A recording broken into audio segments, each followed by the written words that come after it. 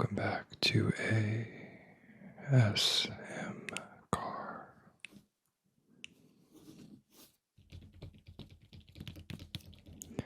The mic is on, and away we go. Today we are going to be reviewing the Autosport magazine, and this is the British Grand Prix 2025. We hear from the four home heroes. Now, if you're new here, welcome. This channel was started a few months ago, reviewing F1 IndyCar, primarily open-wheeled racing publications, building the Lego sets for F1, pretty much anything to do with racing, primarily Formula One and IndyCar.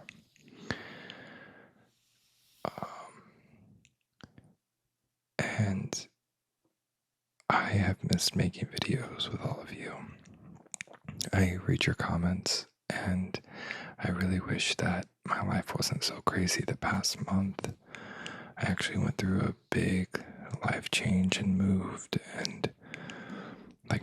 across the country, and it's just been really tough to even just establish myself, let alone create videos. But we're starting to get back into the routine. I'm sorry for the shakiness of my monitor with my camera right now.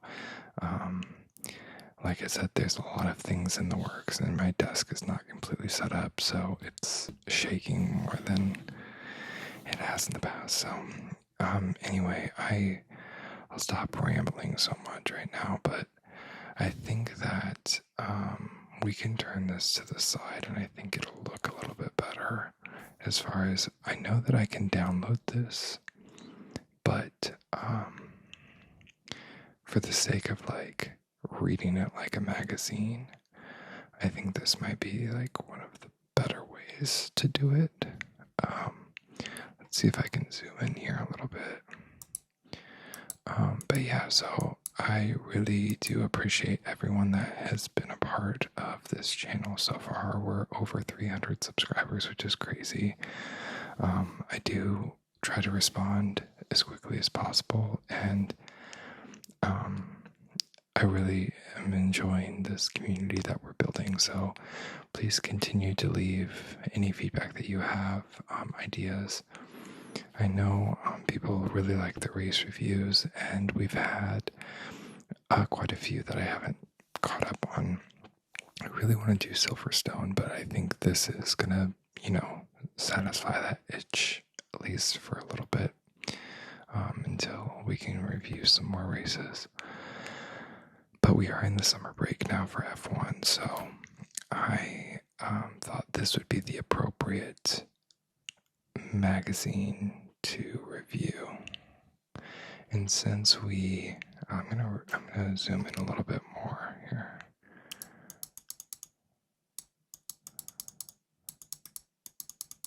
Okay. Oh my gosh, I'm not gonna be able to read this like this, but we did review one of the publications prior to this. I believe it was the Lando Norris edition. But you can see here's the table of contents. So we have the British GP preview, introduction, Lando Norris, George Russell, Lewis Hamilton, and Ollie Behrman. So these are the four quote-unquote home heroes of the race from Great Britain. I don't know. That's just so satisfying to do. Here's a picture of Kimi Antonelli. It says rough ride for Antonelli. Andrea Kimi Antonelli's Mercedes clatters to a halt in the Barcelona gravel after his hopes of a decent points finish. He who's currently running in 7th place, went up in a puff of power, went up in a puff of power unit smoke on lap 54 of the Spanish Grand Prix, triggering a safety car intervention. Following a run of tough results for the teenager Mercedes technical director, James Allison conceded he's full of the optimism of youth, but I know our failures have taken a few chunks out of Kimi along the way. 2 DNFs in 3 races is a tough pill to swallow. Which is definitely a tough pill to swallow when you're rooting for him, because he's such a, I don't know. I've said this before on the channel, I try to keep my personal opinions kind of separate, as I don't, it's not that I'm afraid, of the comments, but I do think that if I can try to be as, non-biased as possible on here, just so that you can relax. This place is, if you're a race fan, this is a safe space for you, so I don't really want to create enemies or, I'll say certain things. Obviously, my favorite driver I've mentioned is Lando, and my favorite team is McLaren. And if you want to know why, I'll tell you to go look back into other videos. And I actually have a video planned that I'm going to review all of the McLaren diecasts that I have. I'm really sorry, this shakiness of, I can't even touch my desk right now, which is really frustrating, but just bear with me for another week or so, y'all, and I appreciate it. Okay, so, speaking of my favorite driver, this shot right here is just, it's kind of wild.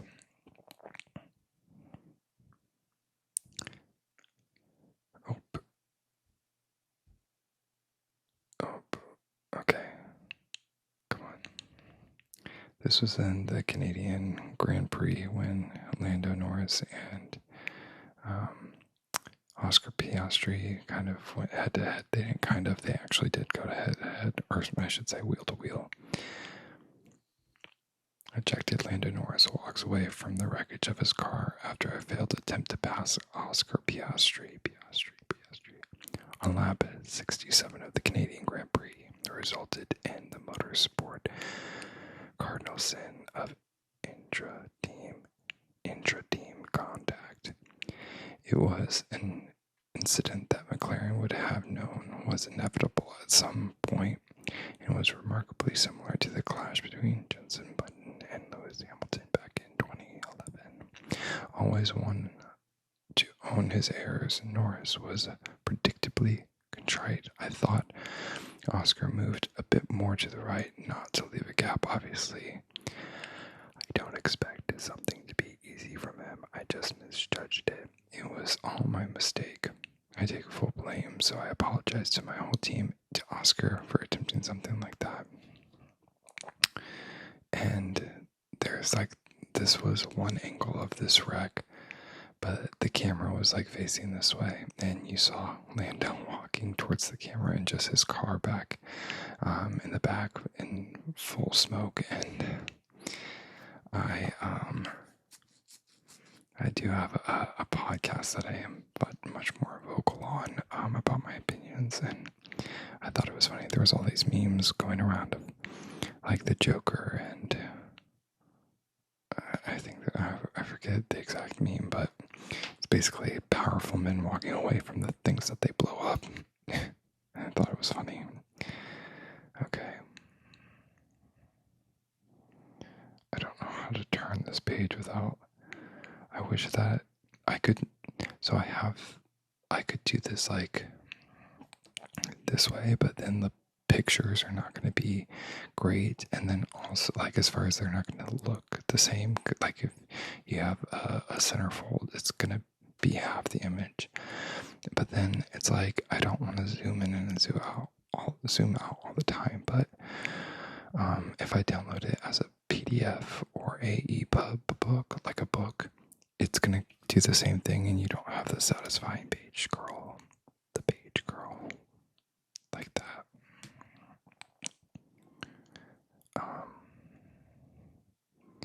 So, yeah. Here's another photo of Kimmy and George. Mercedes teammates celebrate their 1-3 finish. Meanwhile, a protest is pending. Here's Norris again in his wrecked McLaren. And see, this is also annoying because like I'm barely touching it and now it's going back. Oh, I'm sorry, y'all. I think, what if we hit this? Then I can't zoom in, which is annoying. Guess we're just going to do this for now. Here's some sponsorships with Doritos. And it looks like Gatorade and maybe Mountain Dew. I can't tell what that is. Kit Kat launch. Business of Formula One. F1 is preparing to deepen its ties with Nestle through a series of new activations and promotions to highlight its official chocolate bar, Kit Kat. The two brands will roll out a series of activations in Mexico, as well as giveaways and an in-store promotion. See, this is really annoying. Very, very annoying. Maybe I just need to use one hand. F1 sponsors $2 billion. F1, or Formula One, has become a sponsorship juggernaut in recent years, and new independent research by sponsor United has shown that over $2 billion was earned in 2024. Only the NFL now brings in more revenue on an annual basis. Tommy at Cadillac. Cadillac has announced its first partnership ahead of its 2026 F1 debut, signaling a commitment to its all-American identity with a deal with Tommy Hilfiger. The New York fashion house becomes Cadillac's apparel partner and lifestyle sponsor in a multi-year agreement. The business formula. You can scan this QR code and sign up for the Autosport Business newsletter every Wednesday morning. Our F1 business correspondent, Mark Bryant, pieces together the latest from the world of motorsport for delivery direct to your inbox.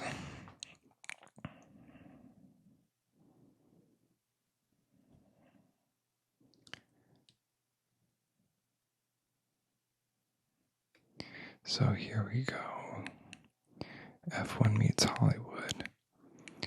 Will the movie bring new fans on board?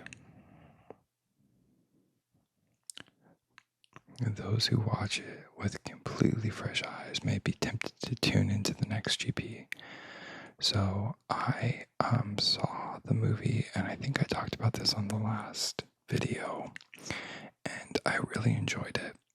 And I think this is probably one of the biggest questions is, will it tempt new eyes to watch the sport? And I believe it came out right before, I think it came out right after the Canadian Grand Prix, maybe right before Silverstone, and maybe, I can't remember, but I saw it, I think, right before Silverstone. And what I thought was crazy is there's been the past 3 races, pretty much there's been something that has been like drama-y, or like it's been something notable, and it's not finished the way that a lot of people would expect it to finish. And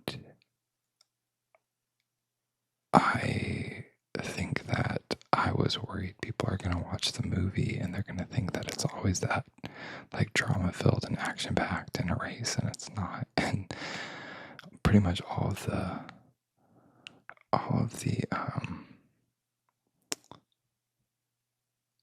races since I've seen it have been pretty action-packed. So, you know, F1 back to where it all began.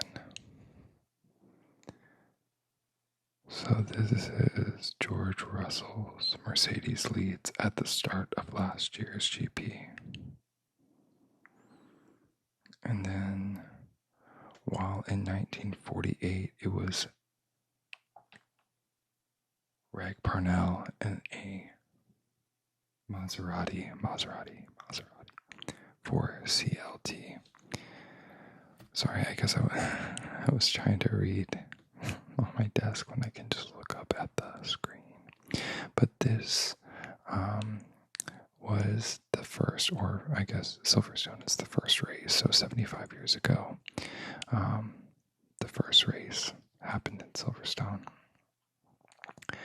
Silverstone's place in Formula One history endows it with a special significance, no more so than for Britain's 4 Grand Prix drivers. We examine their prospects at home over the following pages. So this showed you, this shows you the schedule. It was free practice 2, FP1 qualifying, F2 qualifying. Oh, sorry, this was F3 practice, F2 practice, F1 practice 1, F3 qualifying, F2 qualifying, F1 P2, so practice 2, and then a historic F1 car demonstration. And then last was FP4 or F4 free practice. I'm seeing a lot of these because when you look at the schedule, it'll say FP1, like FP1 or FP2, just like this. And F1 is just kind of implied because they don't really show F2 or 3. I mean, I'm sure you can watch it, but it's not like that's not what they're showing as the schedule. You know what I'm saying? So I'm reading this as like FP4, but it's really just F4. So F4 qualifying, F3 sprint race, and then a historic F1 car demonstration, F1 FP3, and then F2 sprint race, and then F1 qualifying, and then F4 race 1. And then Sunday, we have F4 race 2 starting off the day at 8:20. At 9:30, we have F3 feature race. 11:05, F2 feature race. From 12:20 to 12:35, historic F1 car demonstration. And then at 3 p.m., British Grand Prix. So, Silverstone was quite a this obviously came out before the race, so this won't have the winners, but spoiler alert, you can see the winner of Silverstone right here. So Lando Norris drives for McLaren. Says patience has become a way of life for a long time McLaren enthusiasts. 9 years between wins, 182 and 183, 26 years between Constructors' Championship trophies. And as for a first driver's title since Lewis Hamilton got it over the line by a single point at a wet Interlagos in 2008, the wait goes on. Lando Norris emerged as a genuine title contender last season, marking another waypoint on his journey to becoming a Silverstone crowd favorite. Seizing the moment to briefly lead the 2023 British Grand Prix demonstrated his candidacy for the top tier. Even though it didn't work out for him last year, Lewis Hamilton's win against the run of recent form compensated somewhat for Norris being defeated by Max Verstappen. So, this one was an interesting one because Lando and Oscar are both first time. Well, I shouldn't say first time candidates for the Drivers' Championship, because obviously every year you drive, you're all in contention for the title. But this year, unless everything else goes wrong, it's going to be a first time driver, or a first time win. The first time one of the drivers has won their first championship. And that's most likely going to be Lando Norris or Oscar Piastri.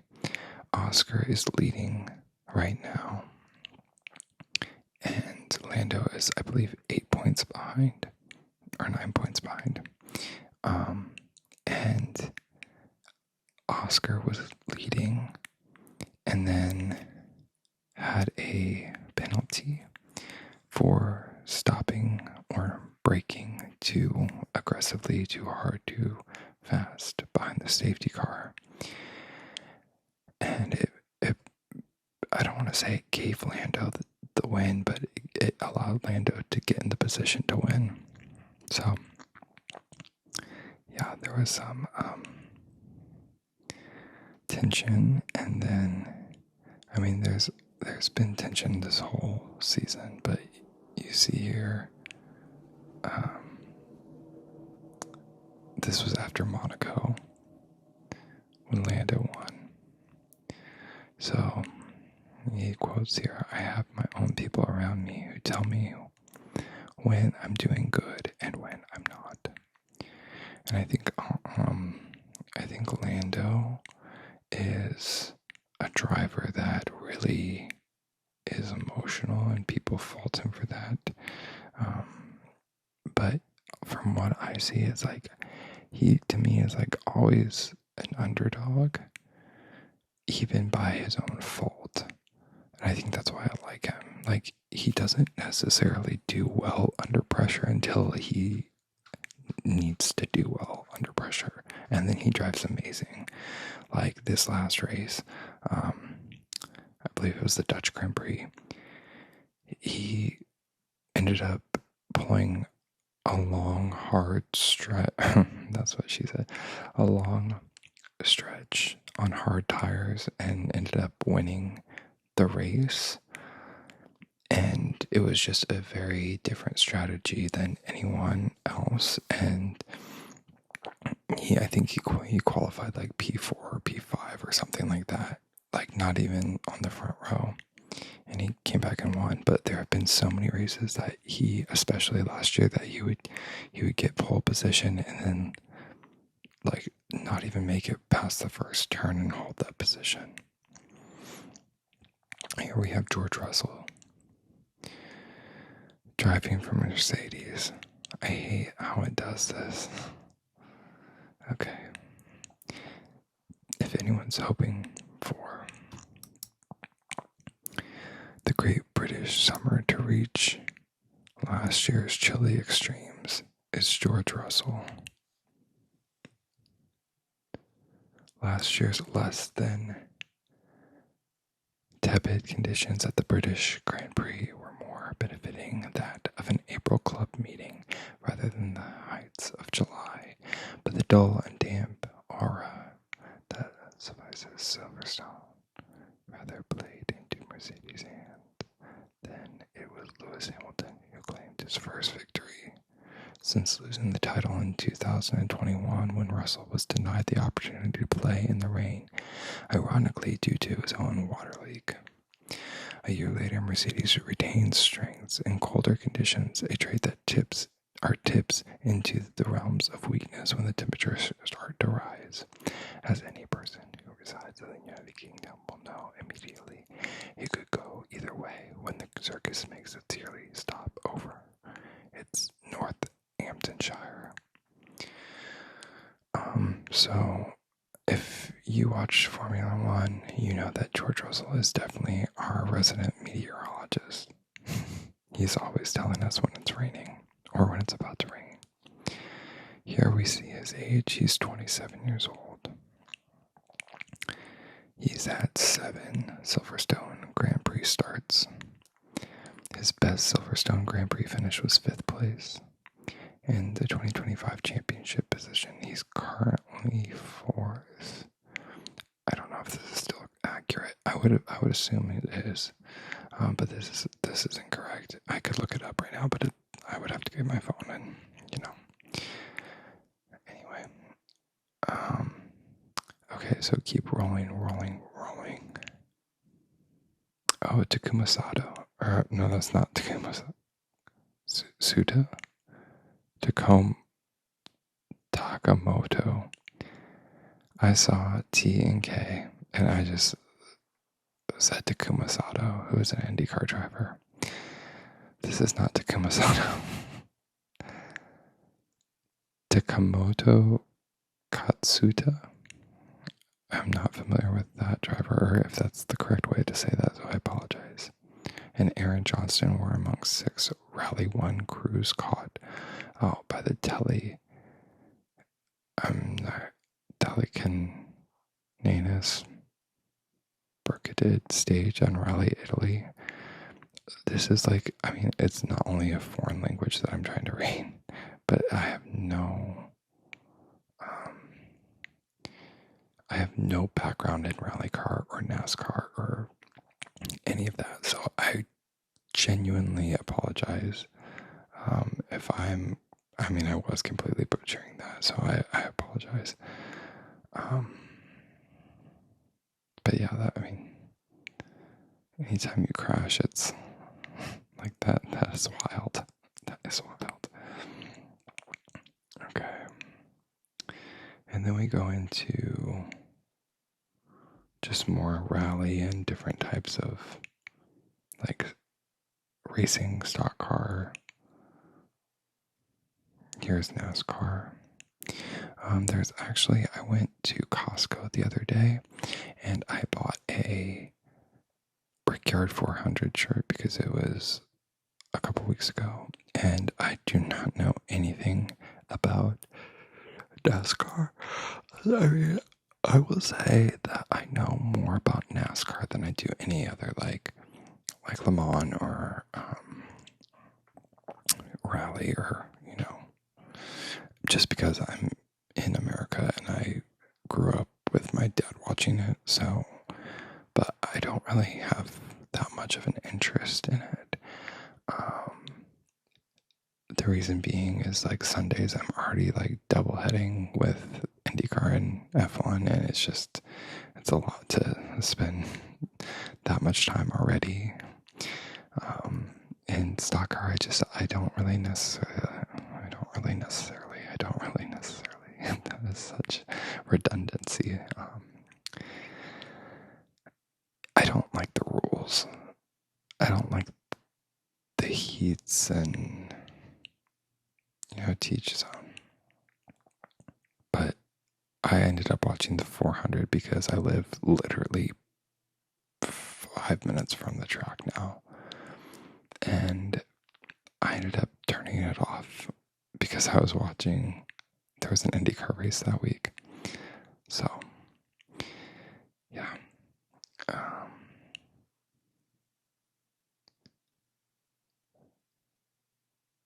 So here we have just more variety on the different unique sports car back on the track after nearly 70 years. So just different stories about, this looks like the man behind the original machine, John Wilmot.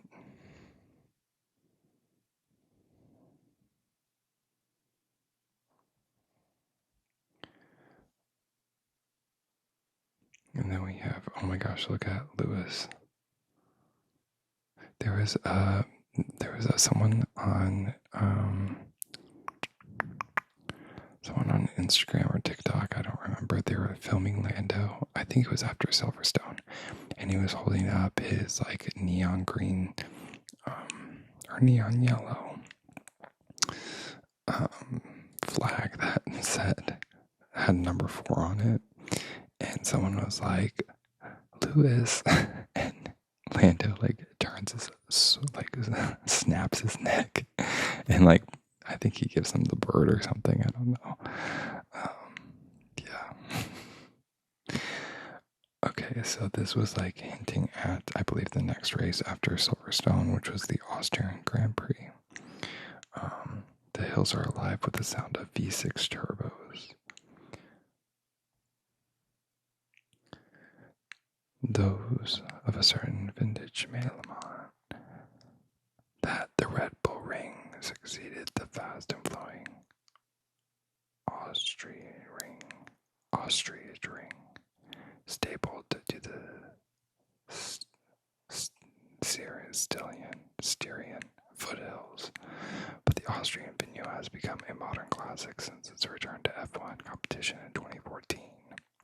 The deceptively simple course's elevation change often alter the approaches to braking, and the trio of the DRS zones ensure that passing moves into the first couple of corners can be responded to, creating fierce TT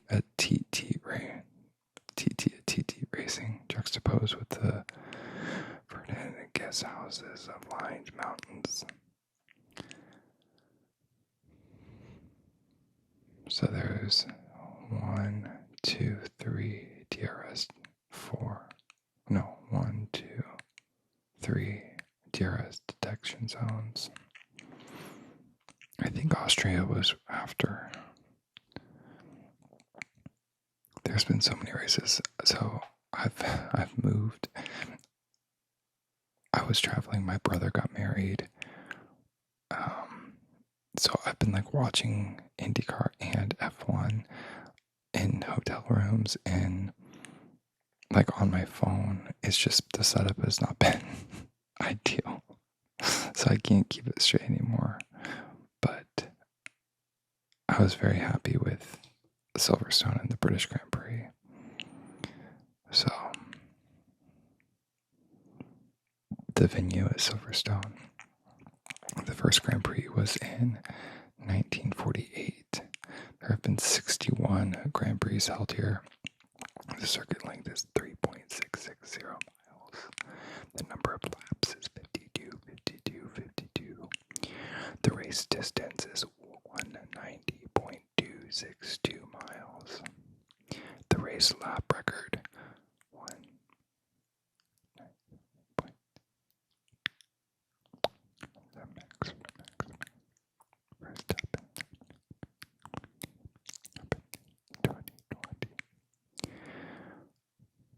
The pole lap record, 1 minute, 24 seconds.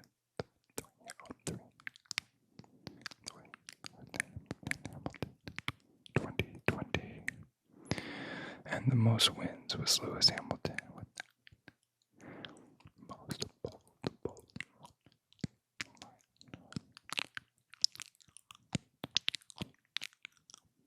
starts is Fernando Alonso with 21.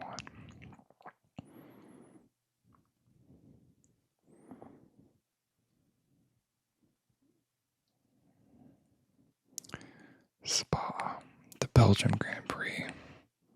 So, never mind. Austria wasn't next. It was Belgium, right? Spa was next.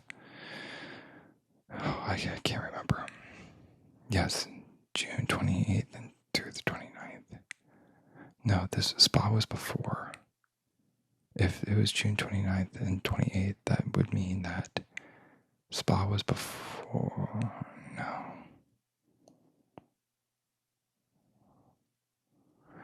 Y'all, it's late. Oh, wait. Following Le Mans and Nuremberg, the trilogy of Europe's big 24-hour races is completed at Spa with a giant field of GT3 machinery and no doubt frequent mentions of the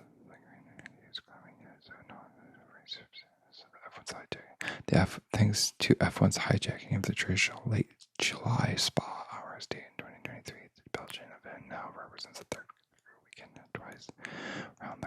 racing in the European continent.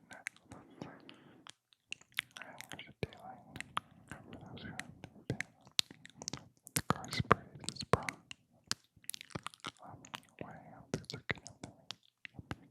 Porsche, Ferrari, Mercedes, BMW, and the Aston Martin have all won in the past 5 years. So I don't know when the race. I'll have to pull up a calendar. But we've had Silverstone, we've had the Belgium Grand Prix, we've had the Austrian Grand Prix, we've had the Canadian Grand Prix, we've had all of these that I've mentioned so far. So I'm getting so tired right now, y'all. I'm trying to make it through, but my eyes are starting to fade, and I think we've pretty much hit all of that we need to hit in this. I do have a subscription to this publication, this Autosport. I'm going to try to play around a few more times with different formattings, and I really hate how it's flipping back and forth, but I do like the page curl, so I don't know.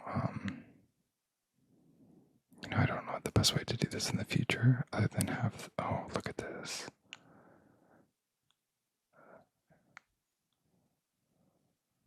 That was at Spa. Hold on. Let me go back.